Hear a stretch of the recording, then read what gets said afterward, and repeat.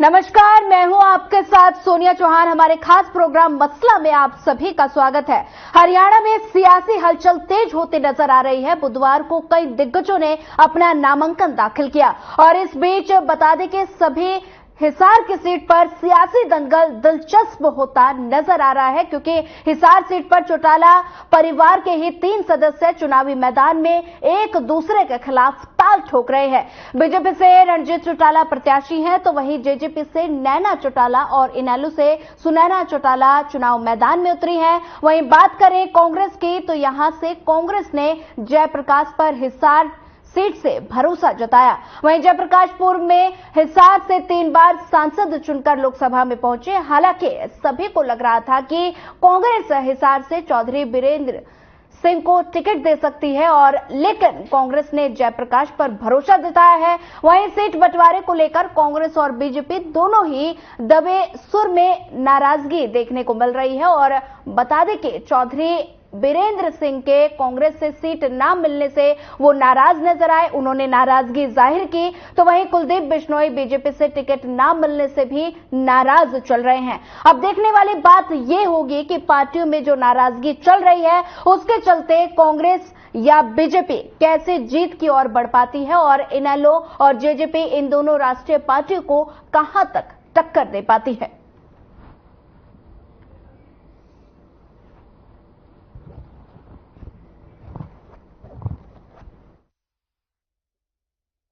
गुड़गांव चाहता है कि ये जो राष्ट्रीय पार्टियों का लंबे समय से कब्जा है, इस कब्जे को छुड़वाकर युवा सशक्त नेतृत्व जो गुड़गांव का लंबे समय तक विकास में सहयोगी बने, उसको चुनने का काम करे। एक नारा था, Indira is India, India is Indira, और उस नारे के साथ कांग्रेस 77 के चुनाव में गई थी, और लोगों ने उस नारे का क्या हाल किया। इंदिरा गांधी स्वयं हारी, कांग्रेस का सुपड़ा साफ हुआ, मोरारजी देसाई देश के प्रधानमंत्री बने। आज 400 पार के नारे का भी देश की जनता इसी तरह हिसाब लेगी। पूरे हरियाणा में आज एक पॉजिटिव माहौल नरेंद्र मोदी जी के प्रति है। जो हमारी डबल इंजन की सरकार ने काम किए हैं उसके प्रति पॉजिटिविटी है, और 10 की 10 लोकसभा की सीटें बहुत बड़े मैंडेट के साथ तीसरी बार नरेंद्र मोदी जी को प्रधानमंत्री बनाने का काम करेंगे। कमल के फूल खिलेंगे। जब सेनापति कमजोर हो जाता है तो लोग बगावत करते हैं, सूबेदार बगावत करते हैं। जब सेनापति कमजोर होता है तो भेड़ बकरियों का झुंड जो होता है वो बिना लड़ रही है कि जो उसकी स्थिति है तो सब जा रहे हैं ना। शैलजा उनकी सुन रही, खबर आपके करण दलाल थे, उनके सबसे मजबूत साथी थे, उनके रिश्तेदार थे। अब तक का अगर सबसे ज्यादा कंट्रीब्यूशन था उनका था, जो बंसीलाल के परिवार की टिकट काट दी। छोटू राम का बहुत बड़ा नाम था सर, छोटू राम का, उनके नाम के वो गीत गाते हैं, रोजमाला चढ़ाते हैं, उनके पोते का टिकट काट दिया। उन्होंने तो अपनी हट दर्मी से कांग्रेस को नाश कर दिया, जैसे राहुल गांधी ने उत्तर प्रदेश में नाश कर दिया, हुड्डा साहब हरियाणा में नाश कर दिया। वहीं चर्चा में हमारे साथ बीजेपी प्रवक्ता नेहा धवन हमारे साथ जुड़ गई हैं, और जेजेपी प्रवक्ता विभा पांडे जी हमारे साथ जुड़ गई हैं, कांग्रेस प्रवक्ता नीरज गुप्ता हमारे साथ जुड़ गए हैं, और इनेलो से अनुसूरा जी हमारे साथ जुड़ गई हैं। हरियाणा में सियासी हलचल तेज होती नजर आ रही है। बुधवार को कई दिग्गजों ने अपना नामांकन दाखिल किया और सभी हिसार सीट पर सियासी दंगल बता दें कि इस बीच दिलचस्प होता नजर आ रहा है। और क्योंकि हिसार सीट की अगर बात की जाए तो हिसार सीट पर चौटाला परिवार के ही 3 सदस्य चुनावी मैदान में एक दूसरे के खिलाफ अपने ताल ठोकते नजर आ रहे हैं। वहीं बीजेपी से रणजीत चौटाला प्रत्याशी हैं, और साथ ही जेजेपी से नैना चौटाला और इनेलो से सुनैना चौटाला चुनाव मैदान में उतरी हैं। और वहीं बात की जाए कांग्रेस की, तो यहां से कांग्रेस ने जयप्रकाश पर हिसार सीट से भरोसा जताया है।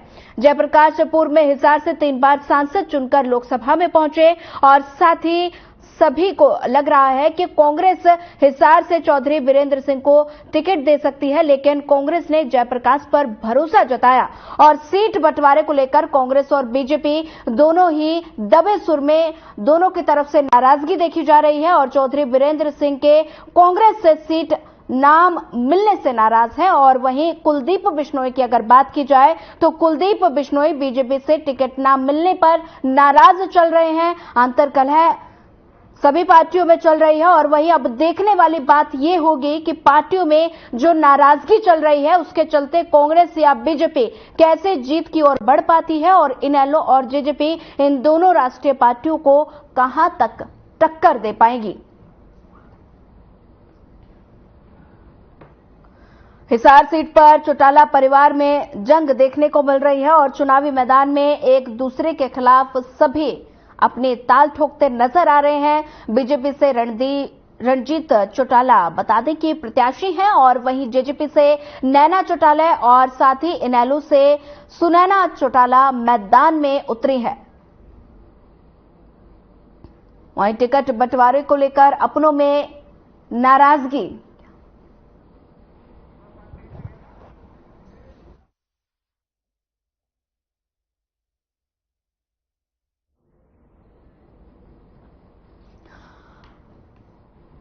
हरियाणा में सियासी हलचल तेज होती नजर आ रही है। बुधवार को कई दिग्गजों ने अपना नामांकन दाखिल किया, तो वहीं इन सभी में हिसार की सीट पर सियासी दंगल दिलचस्प होता नजर आ रहा है, क्योंकि हिसार सीट पर चौटाला परिवार के 3 सदस्य हैं। चुनावी मैदान में एक दूसरे के खिलाफ जो अपने ताल ठोक रहे हैं। बीजेपी से रणजीत चौटाला प्रत्याशी हैं, तो वहीं जेजेपी से नैना चौटाला और इनेलो से सुनैना चौटाला मैदान में उतरी हैं।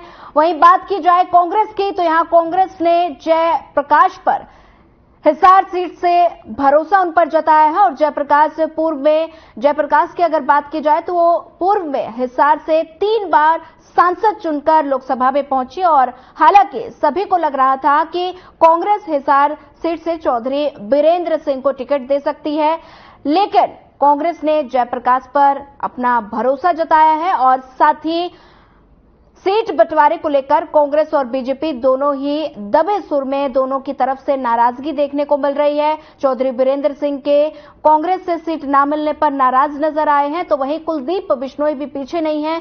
कुलदीप बिश्नोई भी बीजेपी से टिकट न मिलने पर उन्होंने भी अपनी नाराजगी कहीं ना कहीं व्यक्त की है और उसी के चलते कांग्रेस हो या बीजेपी कैसे जीत और आगे बढ़ पाती है दोनों के बीच, और या इनेलो और जेजेपी इन दोनों राष्ट्रीय पार्टियों को कहां तक टक्कर देखने दे पाती हैं, ये तो देखने वाली बात होगी।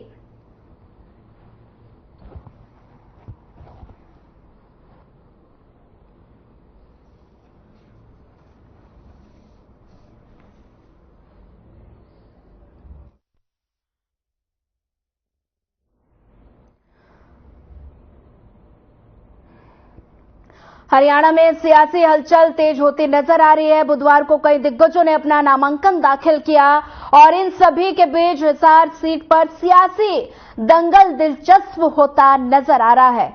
और वहीं हिसार सीट पर चौटाला परिवार के 3 सदस्य हैं, क्योंकि इसलिए ये जो सियासी दंगल है और ज्यादा दिलचस्प होता नजर आ रहा है। चुनावी मैदान में एक दूसरे के खिलाफ अपने सभी प्रत्याशी अपने ताल ठोक रहे हैं, तो वहीं बीजेपी से रणजीत चौटाला प्रत्याशी हैं, तो वहीं जेजेपी से नैना चौटाला और इनेलो से सुनैना चौटाला चुनावी मैदान में उतर रही हैं। और साथ ही बात की जाए कांग्रेस की, तो कांग्रेस ने जयप्रकाश पर हिसार सीट से भरोसा जताया और साथ ही जयप्रकाश पूर्व में हिसार से 3 बार सांसद चुनकर लोकसभा में पहुंचे, क्योंकि सभी को लग रहा था कि कांग्रेस हिसार से चौधरी बीरेंद्र सिंह को टिकट दे सकती है, क्योंकि कांग्रेस ने जयप्रकाश पर भरोसा जताया है।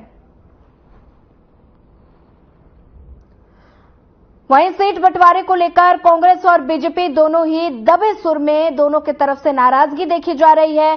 चौधरी बीरेंद्र सिंह कांग्रेस सीट से ना मिलने से नाराज चल रहे हैं, तो वहीं अगर कुलदीप बिश्नोई की बात की जाए तो कुलदीप बिश्नोई बीजेपी से टिकट ना मिलने पर उनमें नाराजगी देखी गई है। और अब देखने वाली बात ये होगी कि पार्टियों में जो नाराजगी चल रही है उसके चलते कांग्रेस हो या बीजेपी कैसे जीत और बढ़ पाती है, जीत की ओर बढ़ पाती है। वहीं इनेलो और जेजेपी इन दोनों राष्ट्रीय पार्टियों को कहां तक टक्कर दे पाएगी, ये तो वक्त ही बताएगा।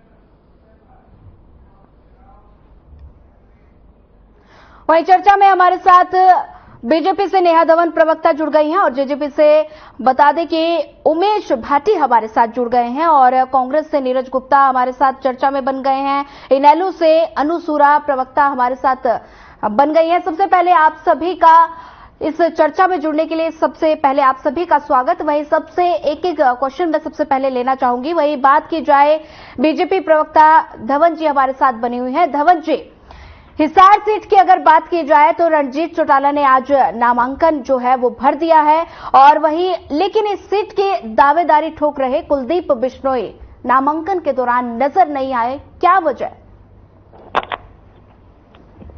देखिए, ऐसा कुछ भी नहीं है। इसमें बाल की खाल निकालने की मुझे नहीं लगता कि कोई जो बात रहेगी, क्योंकि जो भी संगठन का कार्यक्रम रहता है उस कार्यक्रम के अलावा भी बहुत से काम संगठन जो है विभिन्न जो हमारे वरिष्ठ नेता हैं या विभिन्न कार्यकर्ता हैं उनको लगाती है। तो ऐसा है कि कुलदीप जी को संगठन ने कोई और जिम्मेदारी दे रखी होगी, इसलिए जो है जितने भी वरिष्ठ हमारे नेता थे, चाहे वो डिप्टी स्पीकर साहब रहे हों, रणजीत चौटाला जी के साथ में रहे, कमल गुप्ता जी वहां थे, माननीय मनोहर लाल जी पूर्व मुख्यमंत्री वहां थे, झांसी के विधायक वहां थे, ऐसे सभी तमाम कार्यकर्ता जो मैं स्वयं भी वहां पर थी आज उस नॉमिनेशन में, क्योंकि मेरी भी लोकसभा क्षेत्र जो है वो हिसार है।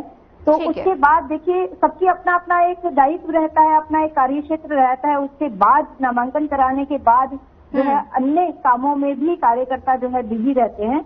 तो इसमें कोई भी राजनीतिक एंगल मुझे नहीं लगता देखने की आवश्यकता है, क्योंकि आपने देखा कि पिछले दिनों अभी एक दिन पहले ही जो है आदमपुर की रैली रही और उस आदमपुर की रैली में इतना भव्य स्वागत रणजीत चौटाला जी का किया गया और कुलदीप जी ने जो शब्द उस रैली में कहे, आपने भी सुने, जनता ने भी सुने, हम सब ने सुने, कितने मन के साथ जो है वो भव्य बिश्नोई जी और कुलदीप जी रणजीत चौटाला जी के लिए जो है वो समर्थन में खड़े हैं और भारतीय जनता पार्टी के साथ खड़े हैं, नरेंद्र मोदी जी के इस लक्ष्य को पूरा करने के लिए खड़े हैं। और इसमें कोई भी एंगल राजनीतिक नेगेटिव नकारात्मक एंगल नहीं देना चाहिए।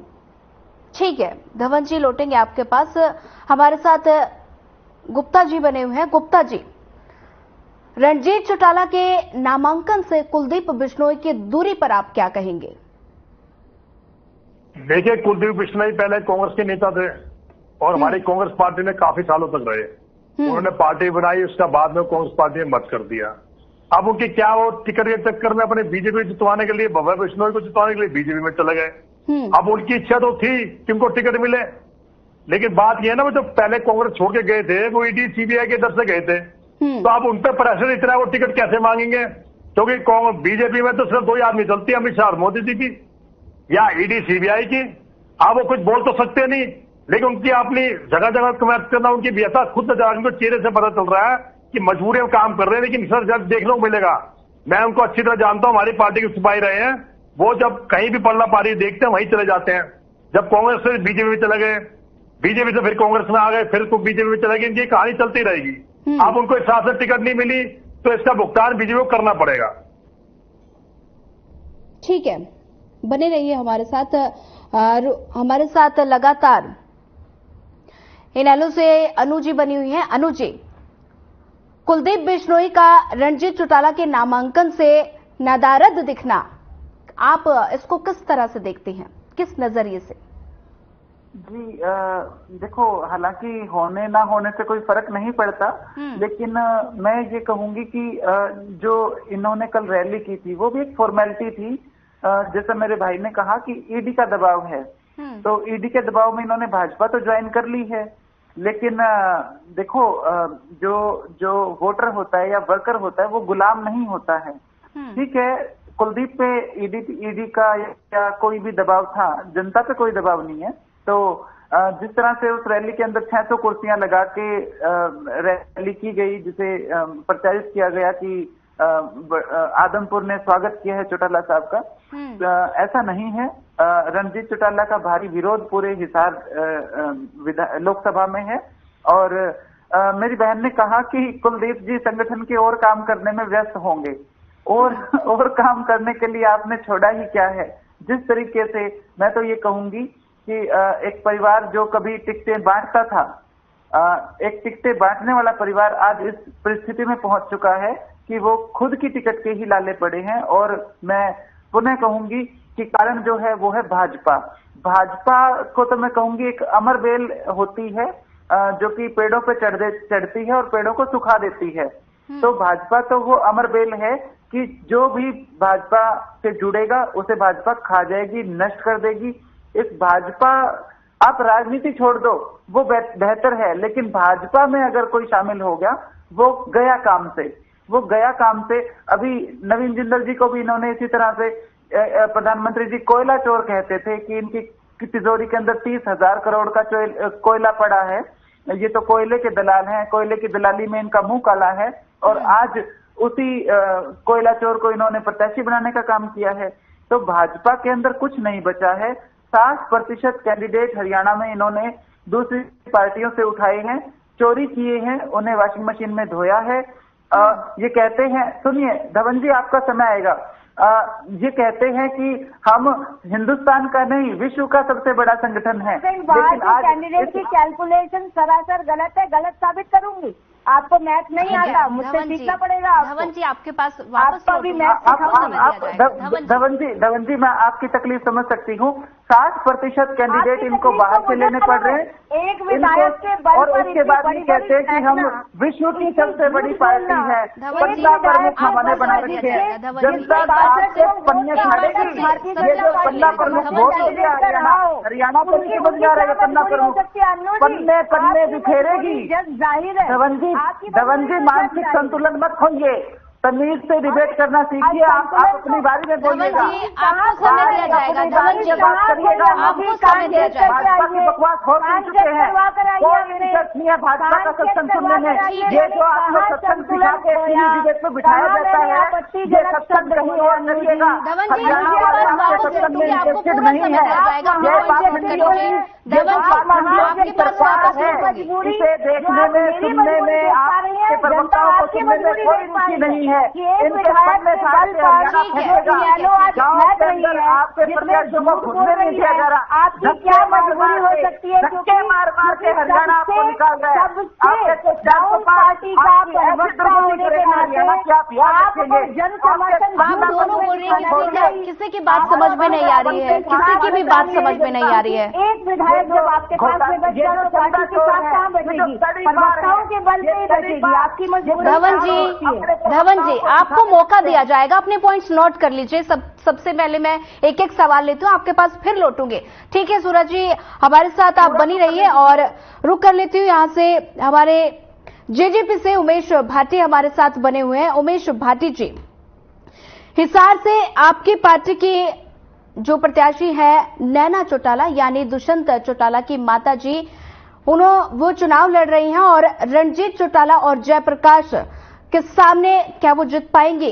कितनी सीटें आपके खाते में आ जाएंगी, क्या लगता है? देखिए, हर खबर के सभी दर्शकों को मेरा नमस्कार। अभी आपने बात शुरुआत की नैना चौटाला जी की, लेकिन उससे पहले मैं जो बात चल रही थी मैं उसका भी जवाब दे दूं। ठीक है। मैडम धवन जी बैठी हुई है। बीजेपी ने जिस तरीके से कांग्रेस के लीडरों को लेना शुरू किया, और ये वो कांग्रेस के लीडरान हैं जिन्होंने कांग्रेस के अंदर भी गुटबाजी की हुई थी पहले से ही। तो ये गुटबाजी वाले जो लोग हैं, ये बाप गुटबाजी कर सकते हैं, तो ये बीजेपी में भी आकर उसी तरीके से जो गुटबाजी कर रहे हैं। तो ये ऐसा नहीं है कि इनका कोई मतलब कोई काम पड़ गया, क्योंकि जब उनके पास में कोई उनको किसी तरीके का भी कोई पद है ही नहीं उनके पास में, तो कहां चले जाएंगे वो। लेकिन फिर भी उनकी आदत है, क्योंकि उन लोगों ने कांग्रेस में यही किया है।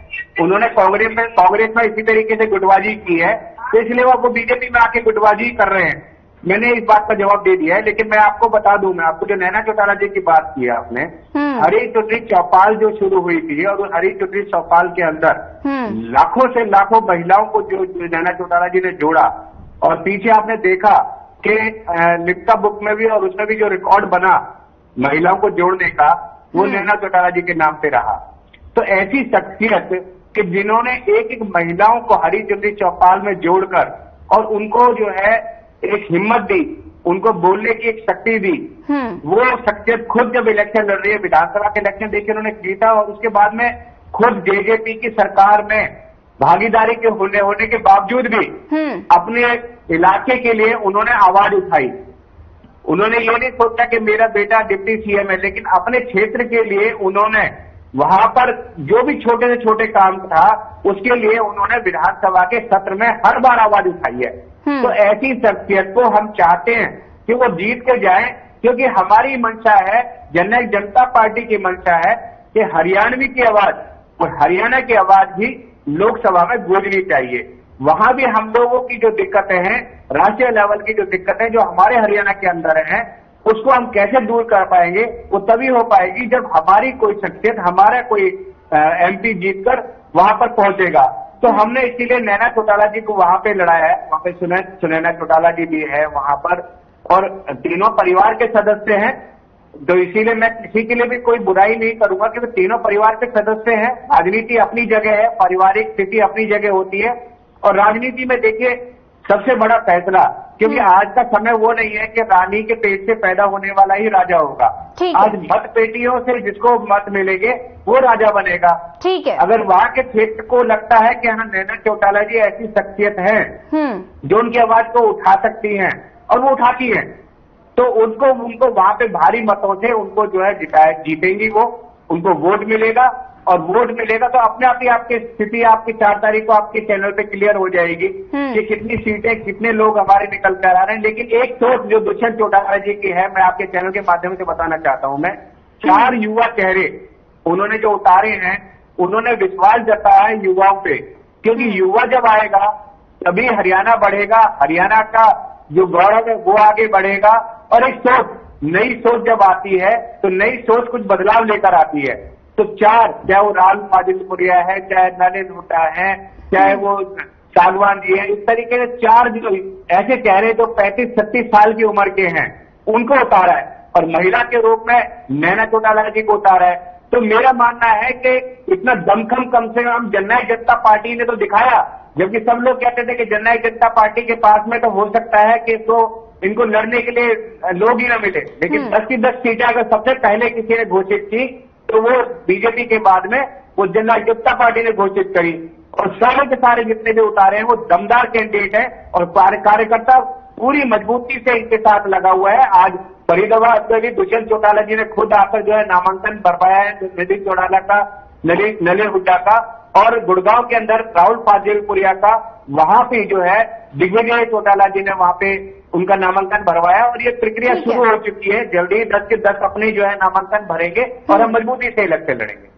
ठीक है भाटी जी, इस चर्चा को आगे बढ़ाएंगे, लेकिन उससे पहले एक वक्त हो चला एक छोटे से ब्रेक का। ब्रेक के बाद फिर जल्द होगी मुलाकात।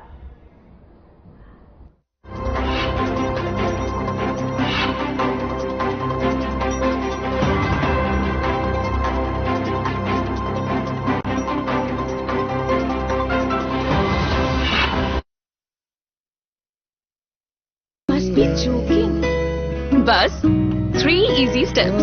Mix with water, spread batter, fry. गाना डाउनलोड हुआ? नहीं, पर तब तक मैं इडली बनाती हूँ। हमने बनाया किड्स से। स्वाद से सबको दीवाना कर दे, दीवाना कर दे। पताका चाय, गजब का स्वाद।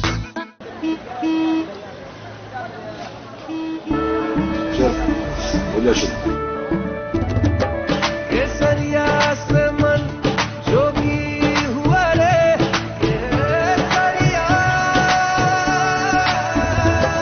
केसरिया से मन जो भी हुआ रे, दिल झूमे देखो पतवारा हुआ रे, दिल झूमे देखो पतवारा हुआ रे, केसरिया से मन जो भी हुआ रे। हर पल मनाओ केसरी त्योहार। विमल, बोलो जुबान Kesari. Through constant innovation, the group provides its clients with value-added, environment-friendly products. We are committed to provide quality products and services at optimum cost with the continuous improvement in the quality management system. Producing high-value paper, making us India's largest producer of branded papers, fine papers and packaging broad segments. Focused on customers in all our operations. Hence, extensive investments are made towards people and people practices. KRPL world's leading eco-friendly paper from agro residue. कानूनी MSP लेनी है ताऊ, खाद बीज से GST हटवानी है और loan भी माफ कराना है। ताऊ, अपने फोन का बटन दबाना छोड़ और हाथ का बटन दबा।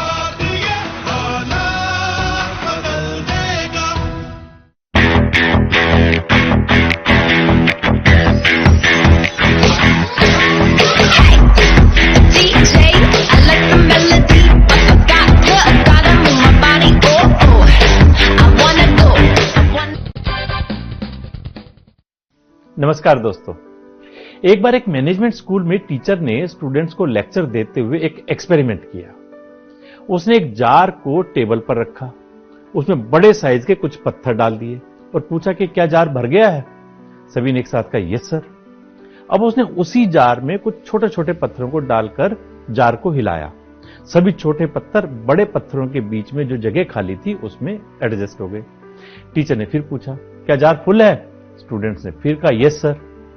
तीसरी बारी जार में टीचर ने रेत डालकर हिलाया और पूछा क्या जार फुल है? स्टूडेंट्स ने फिर दोहराया यस सर। चौथी बार टीचर ने उसमें पानी डाला और पूछा क्या जार फुल है? स्टूडेंट्स ने फिर कहा यस सर। अब टीचर ने पूछा अच्छा इस एक्सपेरिमेंट से क्या सीख मिलती है? एक ने कहा हम अधिक से अधिक कितना भी प्रयास कर लें, परिश्रम कर लें, फिर भी और अधिक करने की गुंजाइश रहती है। लेकिन टीचर ने कहा इससे भी बड़ी सीख यह है कि जिंदगी में हमेशा बड़ी समस्याओं को पहले हल करना चाहिए। छोटी समस्याएं अपने आप उनके बीच में अपना रास्ता निकाल ही लेंगी। इसी तरह पहले अपने निकट के ज्यादा महत्व के संबंधों को प्रायोरिटी दें, छोटे छोटे रिलेशन अपने आप सुधर जाएंगे। जैसे जार में यदि पहले पानी भर देते तो फिर ना तो रेत आता ना छोटे बड़े पत्थर उसमें आ सकते थे। उसी तरह जीवन में यदि छोटी छोटी बातों में उलझे रहे तो बड़े लक्ष्य हम हासिल नहीं कर पाएंगे। इसलिए बड़ी सोच, बड़ा दृष्टिकोण जीवन में आवश्यक है। कुछ पाने का जुनून है, इसलिए कोशिश हर रोज करता हूं। एक रास्ता बंद हुआ तो क्या मैं उठकर नए रास्ते की खोज करता हूं। नमस्कार। स्वाद से सबको दीवाना कर दे, दीवाना कर दे। पताका चाय, गजब का स्वाद। Hey mom, hey, look, I can download a song really fast. I can make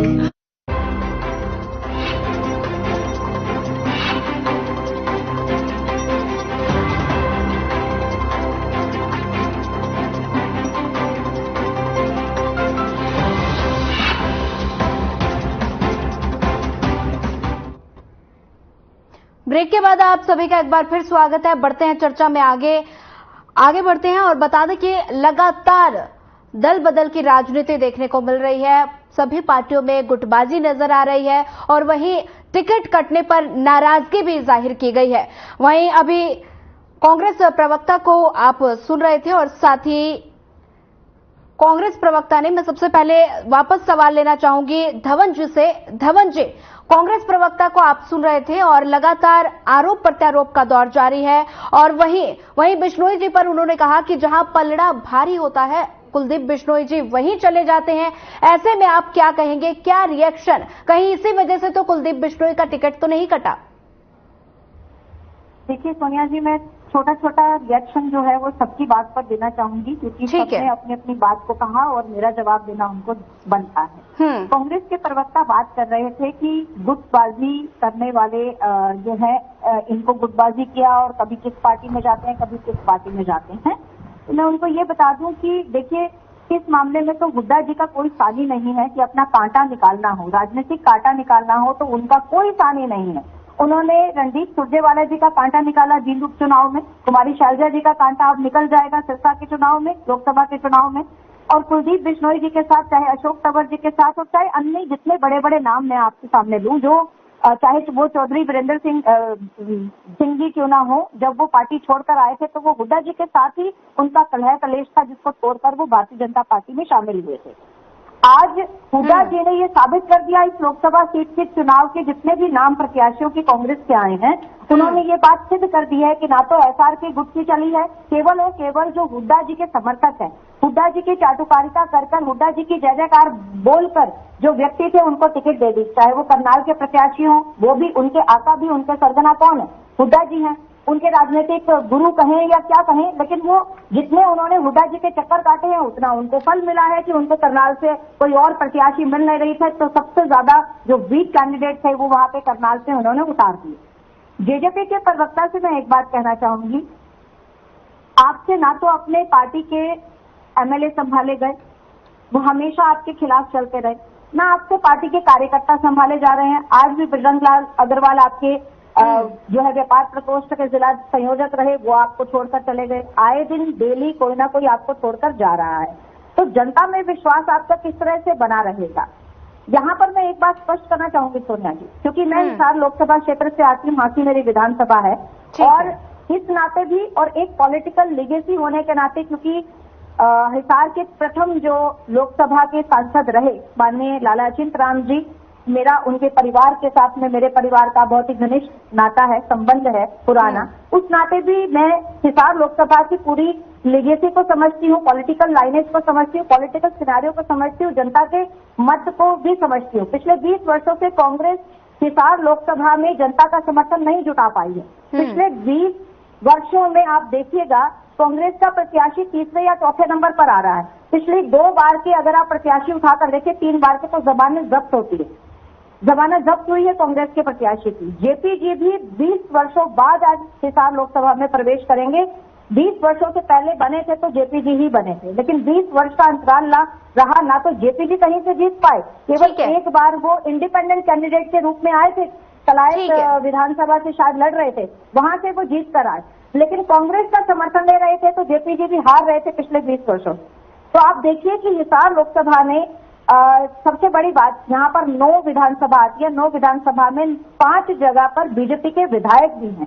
लगभग 51% वोट जो है वो बीजेपी को दिया 2019 के लोकसभा के चुनाव में, 51%, और में कांग्रेस को 15% वोट मिला। इतने सब बैकग्राउंड के बाद आज कांग्रेस का प्रत्याशी कैसे भारतीय जनता पार्टी के सामने खड़ा हो सकता है? जेजेपी के समर्थन में कैसे लोग आ सकते हैं जब उनके जवाब ले लेते हैं धवन जी। एक छोटी सी बात और रह गई, आईएनएलडी के प्रवक्ताओं को एक बात मैं कहना चाहूंगी, आपकी तो मजबूरी जग जाहिर है, आप हमारे ऊपर क्या उंगली उठाएंगे? आपके पास एक विधायक नहीं है, और उस विधायक के एक विधायक होने के साथ साथ दूसरा कोई नाम नहीं है आपके पास में, और आप बातें करते हैं बड़ी बड़ी। उसमें भी हमने आपको इतनी बड़ी टक्कर दी, 6200 वोटों का अंतराल रहा। ठीक है, उन्हीं से जवाब भी ले लेते हैं, रिएक्शन ले लेते हैं। ठीक है धवन जी, का सुपड़ा साफ है, आईएनएलडी का सुपड़ा साफ है। इस बार आईएनएलडी का एक भी विधायक आप देखिएगा 2024 के चुनाव में बचेगा नहीं। ठीक है धवन जी, लौटेंगे आपके पास। हमारे साथ अनु जी लगातार बनी हुई है। अनु जी, लगातार तमाम तरह के आरोप प्रत्यारोप का दौर जारी है, और वहीं अभी आपने सुना बीजेपी की प्रवक्ता को, वो कह रही हैं कि आईएनएलडी का सुपड़ा साफ है, क्या कुछ रिएक्शन? नहीं, मैंने नहीं सुना, मेरे को इनका सत्संग सुनने में कोई इंटरेस्ट नहीं है। मैं तो सिर्फ इनकी बात को स्पॉइल करना चाहती थी, जिस तरह से इनका रवैया रहता है। इनको सिखा के भेजा जाता है कि कोई प्रवक्ता बोले तो बीच में कचर कचर मचाओ और किसी की बात दर्शकों तक ना पहुंचने दो। इनके बीजेपी के हर प्रवक्ता की ट्रेनिंग ही ये है। ये लोग बदतमीज लोग हैं, इनको डिबेट करने की तमीज नहीं है। सब लोग शांति से सुनते हैं, लेकिन ये कभी नहीं सुनते, इसलिए मैं इन पे कोई रिएक्शन ही नहीं देना चाहूंगी। ये डिजर्व नहीं करते, चंदा चोर तड़ी पार। उसके बाद मैं आना चाहूंगी जेजेपी के प्रवक्ता भाई पे, जिन्होंने हरी चुनरी चौपाल का जिक्र किया। तो भाई मैं आपको बता दूं कि हरी चुनरी चौपाल नहीं, अब आप हरी और पीली चुनरी चौपाल करो। जब तक हरी चुनरी ओढ़ते थे तब तक तो बहुत आपकी एक औकात थी हरियाणा में। अब हरी और पीली चुनरी चौपाल करके देखो जो आपने पार्टी का रंग बनाया है। और मैं बता दूं आपको कि हरी चुनरी चौपाल सबसे पहली मेरे पैतृक गांव जुगलान में हुई थी। मैं उसी गांव से हूं। अब घुस के दिखाओ उस गांव के अंदर किस तरह का रिएक्शन जनता देगी। इन्होंने कहा कि लिम्का बुक ऑफ रिकॉर्ड्स में हमारे नेता का काम दर्ज हुआ है, तभी तो लिम्का पिला रहे हैं ना गांव के अंदर। अब लिम्का पिला के स्वागत कर रहे हैं ना, माफी मांगते फिर रहे हैं आपके नेता। आपने बात करी नैना चौटाला जी की, उन्होंने किसानों से माफी मांगी है, और आप कहते हो कि हम किसानों के लिए काम कर रहे हैं, तो माफी मांगने की क्या जरूरत पड़ी। इन्होंने कहा युवा चेहरे हमारी पार्टी के अंदर आए हैं, एक युवा ने हरियाणा का भट्ठा बिठाने में कोई कसर छोड़ दी है क्या, जो और युवा लेके आए हो? और युवा भी कैसे कैसे ढूंढ के लाए हो जो गंदे गंदे गीत गाते हैं, जो हमारी संस्कृति को बिगाड़ रहे हैं, हमारे युवाओं को बिगाड़ रहे हैं। इस तरह के अभद्र गीत गाने वालों को तो आप भीड़ जुटाने के लिए इकट्ठा करते हो। जो हालात हैं जेजेपी की वो सबको पता है। ये रिएक्शन मत दो धवन जी, कोई इंटरेस्ट नहीं आपके रिएक्शन में। उसके बाद मैं आना चाहूंगी कांग्रेस के, हाँ सुन लिया, आपको बहुत सुन लिया, पूरा हरियाणा सुन रहा है। जेपी और हुड्डा के कनेक्शन की, ये वही जेपी साहब है जिन्होंने टिकट कटने पे हुड्डा को कितनी गालियां दी, वो हुड्डा साहब को भी पता है और जेपी साहब को भी पता है, ऑन रिकॉर्ड है। जब इनकी टिकट कटी थी कलायत की, तो किस तरह बिना चापलूसी आपकी पार्टी में कुछ नहीं मिलेगा आपको। कीजिए तड़ी पार बेशरम है आप, बेशरम है आप। भाषा की मर्यादा बनाए रखें धवन जी, भाषा की मर्यादा बनाए रखें। भाजपा से बेशरम कोई हो सकता है? क्यों सुने आपकी बकवास रोज की रोज? जब देखो डिस्टर्ब करने के लिए आप बकवास कर रही होंगी, हम तो बात कर रहे हैं बहन जी। बहन जी हम तो बात कर रहे हैं, अपनी बात रख रहे हैं। आपकी तरह बोलना नहीं जानते हैं, मैं बिल्कुल आपकी तरह लोगों को पीटना भी नहीं जानते हैं। करेगा आप जज नहीं है, अपने टाइम पे बोला करिए। ठीक है, लौटूंगी आपके पास। जेजेपी से रिएक्शन ले लेते हैं, क्या कुछ कहेंगे भाटी जी? मैं वैसे आज इनेलो के ऊपर कुछ कहना नहीं चाह रहा था मैं इस डिबेट के अंदर, क्योंकि इनके बारे में कुछ भी कहना अननेसेसरी का टाइम का वेस्टेज है। अच्छा। लेकिन अगर बहन ने कोई बात कही है तो मैं आपको बता दूं कि जब जननायक जनता पार्टी अलग बनी थी इनेलो से, तो इनको झंडा डंडा, इनको चश्मे का निशान, ऑफिस जो बने हुए थे, सब इनको हैंडओवर करके हम लोगों ने एक अलग पार्टी बनाई थी, युवाओं की पार्टी। सभी लोगों ने कहा था बच्चे क्या करेंगे, लेकिन उन्हीं बच्चों ने पहले इलेक्शन में 10 विधायक जीते इन्होंने, और 10 विधायक बनने के बाद में भाजपा के साथ में मिलकर 4.5 साल बहुत तरीके से और हरियाणा का विकास किया। और 4.5 साल में उप मुख्यमंत्री के तौर पे दुष्यंत चौटाला जी ने जितने भी बेहतर डिसीजन हो सकते थे वो लिए। तो इन बच्चों ने जो करके दिखा दिया, वो इंडियन नेशनल लोकदल के जो ये इनके पास में जो एकमात्र विधायक है जिसको लेकर ये घूम रहे हैं, और सबसे पहले वही विधायक होना, उसी को एमपी का टिकट दे दिया, तो इनके पास में इसके अलावा कुछ है नहीं। तो मैं आज बोलना नहीं चाह रहा था इनके बारे में, लेकिन उन्होंने बात शुरू करी है तो मैंने इनको बता रहा, हरी चुनरी चौपाल जो शुरू की थी वहां पे, तो अब जो है उसके बाद में हरी पीली चल रही है मैडम। ऐसा नहीं है कि हरी चल रही है, लेकिन चल पूरी तरीके से रही है। हवा चुनरी की जो है पूरी फैल रही है और वो सीट निकाल के देगी। और साथ में बात करूं भारतीय जनता पार्टी की, हमारी बहन धवन जी ने बात रखी कि इनके विधायक नहीं रुक पा रहे हैं, इनके कार्यकर्ता नहीं रुक पा रहे हैं, तो मैं आपको बता दूं अभी 3 दिन पहले कांग्रेस से नाराज होकर करण सिंह दलाल ने जो है बहुत बड़ी पंचायत करी फरीदाबाद में, और उसमें इनके जो साथ रहे शुरू से ही, और इनके विधायक तो हालांकि इंडिपेंडेंट जीते थे लेकिन इनके समर्थन में रहे, और उसके बाद उन्होंने बीजेपी ज्वाइन कर दी थी। तेजस्वी शर्मा जी खुलेआम उन्होंने भारतीय जनता पार्टी का वहां पर बैठ के विरोध किया है। अभी कल ही सुभाष चौधरी जो भारतीय जनता पार्टी के अंदर है, पलवल से पूर्व विधायक भी रह चुके हैं, वो भी एक बहुत बड़ी जो है पंचायत करने जा रहे हैं। और ऐसे अनगिनत नाम है, शायद मैं आपके कहो तो मैं आपको व्हाट्सएप भी कर दूंगा मैडम, क्योंकि टाइम ज्यादा वेस्ट करना फायदा नहीं है यहाँ पे, लेकिन अनगिनत ऐसे नाम हैं जो कि भारतीय जनता पार्टी के पूर्व विधायक रहे हैं, पूर्व में बड़े बड़े लेवल पे पदाधिकारी रहे हैं, आज वो लोग खुल के भारतीय जनता पार्टी का विरोध कर रहे हैं। हमारी तो क्षेत्रीय पार्टी है, हरियाणा की पार्टी है, हरियाणा की पार्टी में अगर 100 आदमी है उसमें से 5 आदमी जाते हैं तो आपने हल्ला मचा दिया। और आपका तो ये पूरे भारत के अंदर कहां से कहां तक का आपको कितना गिनवाए, कितने लोग छोड़ के जा चुके हैं, कितने लोग जो है पदाधिकारी छोड़ के जा चुके हैं।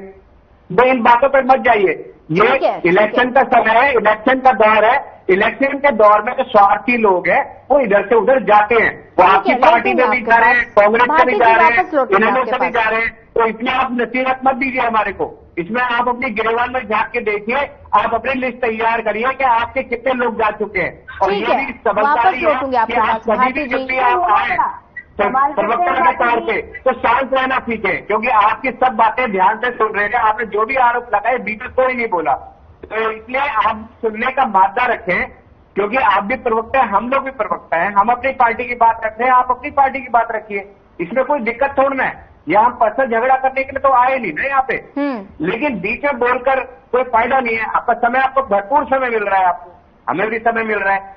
तो इसीलिए जननायक जनता दोगुना लोग शायद भारतीय जनता पार्टी से जा चुके हैं, तो इसमें इसके बारे में कोई भी हम ना बहस करें, अपने लिस्ट अपने आप देख लें। ठीक है, भाटी जी लौटूंगे आपके पास। हमारे साथ लगातार कांग्रेस प्रवक्ता भी बने हुए हैं। गुप्ता जी, लगातार आरोप प्रत्यारोप का दौर जारी है और आपकी पार्टी पर सवाल उठाए जा रहे हैं कि टिकट वितरण में सिर्फ और सिर्फ भूपेंद्र सिंह हुड्डा की चली है। क्या कुछ कहेंगे? देखिए, ऐसा कुछ नहीं। पहले तो बीजेपी प्रवक्ता साथी को विनम्र निवेदन है कि आप एक प्रतिष्ठित चैनल पर डिबेट कर रहे हो, बीच में बोल के ऐसे अपनी मर्यादा ध्यान रखिए, ऐसे अच्छा नहीं लगता। नहीं, भाषण क्यों दे रहे, समझा रहा हूँ ना आपको, आप बीच में बोलोगे क्या? सूरज जी ने शुरू किया था, आप डिबेट दोबारा सुनिएगा, आपको पता चलेगा। मेरा काम है बात को रखना, मैं अपना काम कर रही हूँ। अगर आप लोगों से मुझे सीख के आना पड़ा, मेरी पार्टी कहेगी तो आपसे सीख भी लेंगी। ठीक है, गलत बात मत करिए ना, ये आलतू फालतू का ज्ञान क्यों बांट रहे हैं आप?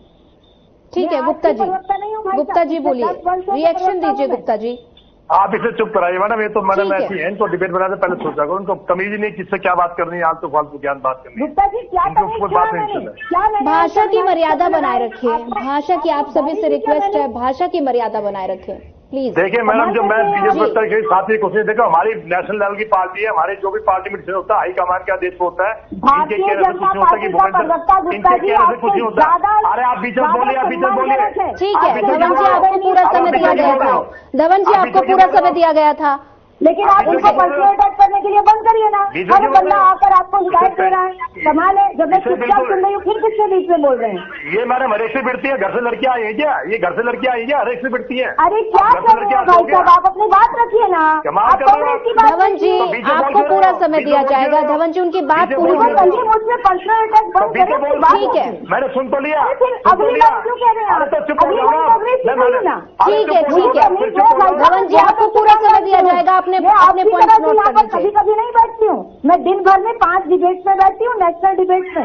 आपकी तरह नहीं कभी कभी बैठती हूँ मैं। आप अपनी बात रखिए, आप ठीक है, प्लीज पर्सनल मत होइए प्लीज। आप अपनी कांग्रेस ठीक है, आप सभी से निवेदन है, पर्सनल मत होइए कमल हांडा जी हैं, एक आपकी कवि सम्मेलन चला देती हैं बैठकर डिबेट्स में। ठीक है धवन जी, आपको पूरा समय दिया जाएगा। धवन जी, उनसे रिएक्शन ले लीजिए जी। बोलिए गुप्ता जी। देखिए, कांग्रेस पार्टी एक नेशनल पार्टी है, इनकी तरह छोटी पार्टी नहीं। बीजेपी तो अब नेशनल पार्टी बनी है, 2 सीटों की पार्टी हुआ करती थी, इसलिए इन पे मैं क्या कमेंट करूंगा। हमारी पार्टी में जो डिसीजन होता है हाईकमान पे होता है, हाईकमान के अनुसार मीटिंग रहती है। अब ये फिर बीच में बैठ के फिर बीच में बोल रही है, देखो फिर बीच में बोल रही है, कमाल है इनका। मैडम ऐसा करो, इनको बुलवा दो, हम तीनों चुप हो जाते हैं। गुप्ता जी, अपनी बात पूरी कीजिए।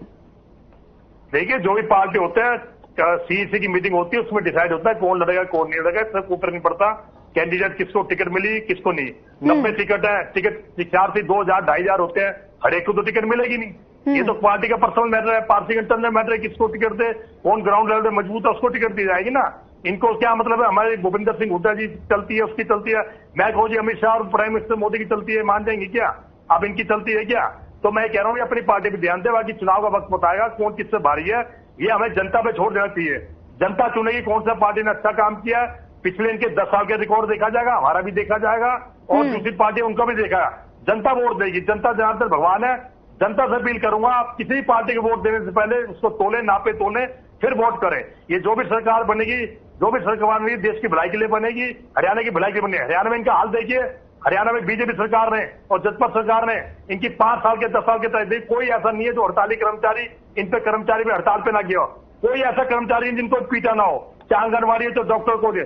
750 किसान के हत्यारे आज हमें उपदेश दे रहे हैं। अरे उनकी आत्मा ढूंढेगी तुम्हें, और तुम्हारे लोगों को तो गांव में देने से मना कर दिया। उनकी आत्मा ढूंढेगी, तुम्हें श्राप दे रही होगी, तुम साथ ही जीत जाओगे और तुम्हें गांव में घुसने दिया जा रहा, आप यहाँ उपदेश दे रहे हो। तो मैं जनता से अपील करूंगा, ऐसे धोखेबाजों से सावधान रहो। ये पार्टी चोर करने वाली पार्टी है, ये पार्टी चुराती है, तोड़ती है, आज जैसे मेरी बहन ने कहा कि भाई हमारे जो जिंदल जीतन को चोर 30,000 करोड़ का चोर बोलते रहे, कोला चोर बोलते रहे, ये सत्ता की इतनी भूखी है, इनका कोई दिनमान नहीं है, उनको अपनी पार्टी में ले लिया। आप चंडीगढ़ का उदाहरण देखिए, एक छोटे से मेयर पार्टी के लिए क्या घपला मचाया, हरियाणा हाई कोर्ट को संज्ञान लेना पड़ा, और कि तू तो ही फिर भी इनको शर्म नहीं है। आपने एक ताजा एग्जाम्पल दिया, मोदी जी कहते हैं जिससे लिया धंधा उससे लिया चंदा, जिसको भी धंधा है निधि उससे लिया चंदा।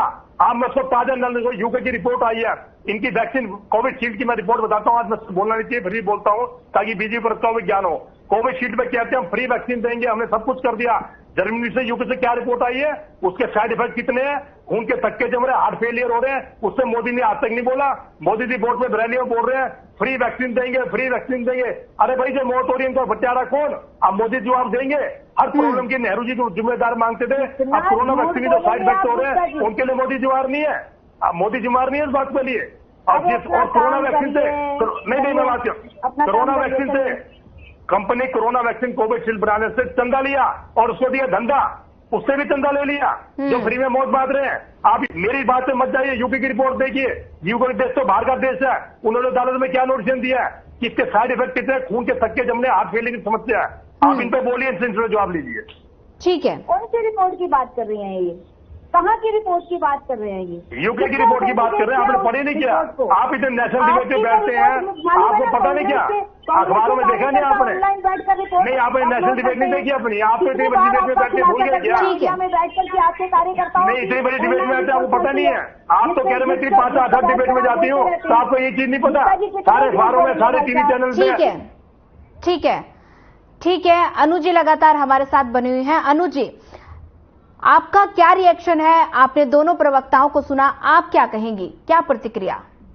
जी मैं तो यही कहना चाहूंगी कि मेरे जो जेजेपी के प्रवक्ता भाई हैं उन्होंने मुझ पे कमेंट किया, इसलिए मैं उनका जवाब देना चाहूंगी। हालांकि मेरे को कोई इंटरेस्ट नहीं अब जेजेपी का बार बार नाम लेने में भी, लेकिन जब ये हमारा जिक्र करते हैं बार बार इनेलो का तो बोलना पड़ता है।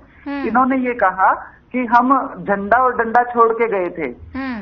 झंडा और डंडा छोड़ के आप लोग गए थे और आपने जिस तरीके से बीजेपी के साथ सेटिंग करके 10 सीटें ले ली, उसके बाद आपका झंडा और डंडा ना तो बड़ौदा उपचुनाव में दिखाई दिया, ना एलनाबाद इलेक्शन में दिखाई दिया, ना एलनाबाद में ही बाई इलेक्शन हुआ था, उसके बाद तीसरा बाई इलेक्शन हुआ आदमपुर में। वो झंडा और डंडा छोड़ गए थे तो आपका कभी फिर उठा भी नहीं झंडा और डंडा, वो खत्म ही हो गया।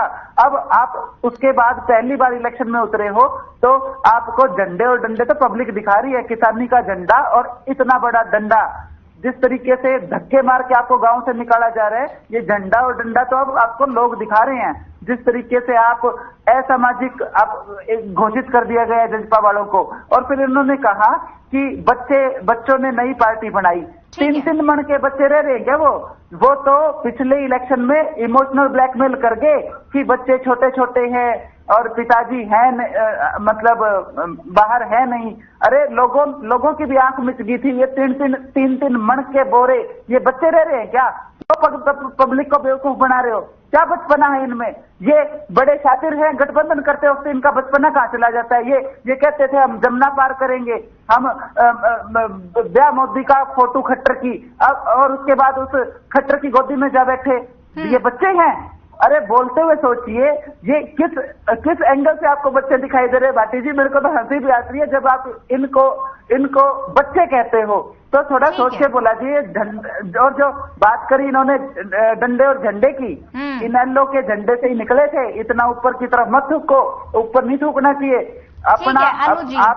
अनु जी जी ठीक है, वापस लौटूंगी आपके पास। जेजेपी से वापस फिर से सवाल ले लेते हैं।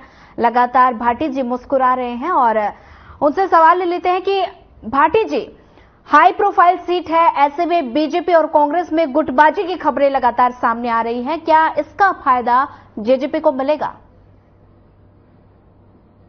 और पहले अपनी बहन जी का जवाब दे दूं मैं। हमारे बुरा मत मानना, हमारे कहावत है खिसियानी बिल्ली खब्बा नोटे। तो आपकी जो खिसियानी, जो आपकी जो मुस्कुराहट है, वो मैं समझ रहा हूं मैं। एक विधायक 2% सिर्फ वोट परसेंटेज, तो ये अपने आप में बहुत है कुछ बताने के लिए। और ये डिफरेंस 10 विधायक और 1 विधायक में सबको दिखता है। इसमें मेरे बोलने से कोई फर्क नहीं पड़ता है। ठीक है जी। तो इसमें कोई वो बड़ी बात नहीं है, तो इसीलिए मैं मुस्करा रहा था, मैं जो है, क्योंकि बात को सुनकर मुझे बहुत अच्छा लग रहा था कि इन्होंने बात रखी कि उसी डंडे से निकले हैं। मैंने तो नहीं कहा हम वहां से नहीं निकले हैं, मैंने तो कहा है कि हम डंडा झंडा देकर आए हैं, तो इसका मतलब वहीं से तो निकले हैं। तो हमारे पूर्वज तो हैं, तो हम देवीलाल जी की बात को अगर आगे बढ़ा रहे हैं तो इसका मतलब हमारे पूर्वज देवीलाल तो है ही है ना। तो इसमें हमने कभी ऐसा मना तो नहीं किया। इन्होंने कहा भाजपा के साथ मिलकर इन्होंने जो है 10 विधायक ले लिए, ऐसा तो कहीं भी नहीं हुआ। गठबंधन हुआ पोस्ट गठबंधन, प्री गठबंधन नहीं था। बहुत क्लियर कर दूं मैं, भाजपा का और जदपा का प्री गठबंधन नहीं था, लेकिन मैंडेट नहीं मिला था किसी को भी, तो हरियाणा को दोबारा से इलेक्शन में न जाना पड़े, इसीलिए जदपा ने भाजपा को सपोर्ट किया। और जो हमने अपने काम थे वो हमने अपने काम गिनवाए। जो हमारी प्रवक्ता बैठी हुई है बीजेपी की, वो अपने काम गिनवा रही है, हमने उनके काम नहीं गिनवाए, उन्होंने हमारा कुछ नहीं किया। ठीक है, तो अब बात यहां आ जाती है कि क्या आपको नहीं लगता कि गुरु कहते हैं गुरु गुड़ रह गए और चेला शक्कर हो गए, तो ये भी तो कहावत हरियाणा की है ना। तो आप लोग तो वही अटक गए एक विधायकी पे, और आप लोग वही अटक गए 2% पे, और वही एक विधायक आपने एमपी तो उतार दिया। इतना बड़ा रिस्क ले लिया, मुझे समझ नहीं आ रहा कि आप उसकी राजनीति खत्म करने के चक्कर में हो सब लोग। लेकिन सच्चाई है कि है ही इनके पास एकमात्र आदमी अभय चौटाला। भाटी जी ठीक है, उसी को कहीं ना कहीं जहां भी विधायकी में एमपी में, वो तो जिला परिषद की बात करें तो वहां भी चाहते तो उनको भी वहां भी खड़ा कर देते, लेकिन इसके बराबर इनके पास में कुछ नहीं है। और ठीक है भाटी जी, फाइनल कमेंट ले लेती हूँ सबसे। 35 साल का युवा माना जाता है, कभी 35 साल का बूढ़ा नहीं माना जाता। तो ये युवा चेहरे थे, युवा चेहरों ने आगे युवा चेहरों को उतारा है। और आप देखना कि प्रतिशत कितना हमारा आता है, कितना प्रतिशत इनका आता है। ठीक है भाटी जी, एक बार धवन जी से फाइनल कमेंट ले लेते हैं। धवन जी फाइनल कमेंट। सहमत हूँ भाटी जी, आपने क्या खूब कहावत कही, सियानी बिल्ली खंबा नोच से वो ऊपर से लेकर नीचे तक साफ दिखता है। बिल्कुल सही बात कही आपने, सटीक बात कही। अगर आप प्रवक्ता हैं, आपका काम है बोलना, ना कांग्रेस का प्रवक्ता बात करना चाहता है, ना आईएनएलडी का प्रवक्ता बात करना चाहते हैं, तो यहाँ करने क्या आए हैं? मिठाई खाने तो आए नहीं है। दूसरी बात यह है कि देखिए, विकास के नाम पर भारतीय जनता पार्टी ने हमेशा से वोट मांगा है। भ्रष्टाचार के खिलाफ हमारी लड़ाई रही है। जनता को हमने निष्पक्ष सरकार दी है, निष्पक्ष युवाओं को नौकरियां बांटी है, बिना किसी भाई भतीजा वाद के, बिना किसी पैसे लेने देने के। क्योंकि चौटाला साहब की सरकार रही हो, चाहे कांग्रेस में हुड्डा जी की सरकार रही हो, सीएम हाउस से लिस्ट बनकर आती थी, जिसकी पहुंच सीएम हाउस तक थी, जिसकी पहुंच बड़े नेताओं तक थी। उस गांव के बच्चे लगते थे, लेकिन हमने निष्पक्ष नौकरियां दी, हमने घर बैठे बुजुर्गों को पेंशन दी, हमने अपने जो वादे किए थे वो वादे हमने पूरे किए। केंद्र की हमारी घोषणा पत्र में 2019 के घोषणा पत्र में 283 वादे थे, हमने 223 वादे उसमें से पूरे किए और बाकियों पर काम चल रहा है। मैं एक छोटी सी लाइन और कहना चाहूंगी कि कांग्रेस का कार्यकाल आप याद करें, 2005 से लेकर 2013 तक का कार्यकाल याद करें। हुड्डा जी के समय में पूरा त्राहिमा मचा था सिक्योरिटी के नाम पर, पुलिस विभाग के नाम पर। मैं हासिल से आती हूँ, दिन रात गोलियां चलती थी, दिन रात की रोटी मांगी जाती थी। समय का अभाव है धवन जी, समय का अभाव है, समय का अभाव है। आपको यहाँ रोकना चाहूंगी। आप सभी का इस चर्चा में जुड़ने के लिए आप सभी का धन्यवाद।